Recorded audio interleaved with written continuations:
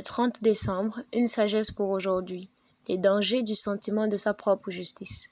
Il est une engeance qui se croit pure et qui n'est pas lavée de son ordure. Proverbe 30, 12. Dans ce verset, le sage met en garde quiconque contre le sentiment de sa propre justice. Le mot engeance signifie génération. Le mot ordure signifie péché.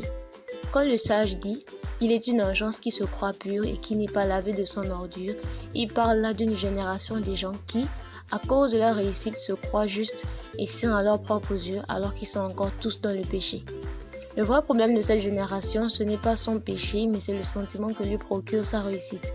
Un sentiment de satisfaction et de suffisance qui va jusqu'à lui faire croire qu'elle est devenue juste et sainte et qu'elle n'a par conséquent plus besoin de qui que ce soit ni de quoi que ce soit. Il est une engeance qui, pour combler ses besoins affectifs, va se retrouver soit à beaucoup manger, soit à beaucoup boire, soit à beaucoup grignoter, soit à beaucoup travailler, au point de se plaire dans ces choses et être insensible plus tard à toute forme d'affection. Aucune activité ou chose ne peut durablement combler le besoin affectif d'un être humain. De même, aucune discipline ou sacrifice ne peut rendre quiconque pur sur cette terre. Dieu a promis Isaac à Abraham et Sarah. Après 10 ans d'attente, ils ont réussi dans leur propre entreprise à se trouver Ismaël et à s'en contenter pendant 13 ans. Quand Isaac est venu, Abraham voulait les conserver tous deux. Mais Sarah dit non, que cela n'était pas possible, qu'Isaac était suffisant.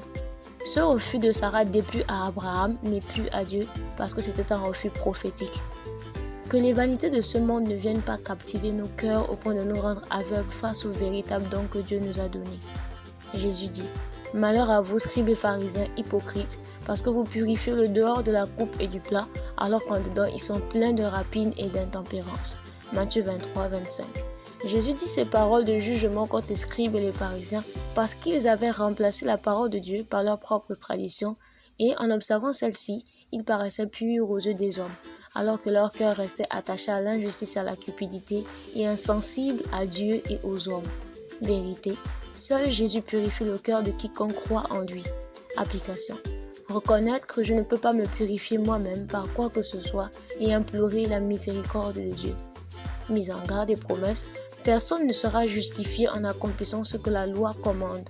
Seuls ceux qui croient en Jésus-Christ sont acceptés par Dieu et déclarés justes. Galates 2,16. Prions ensemble. Père, rends-moi pur au nom de Jésus. Amen.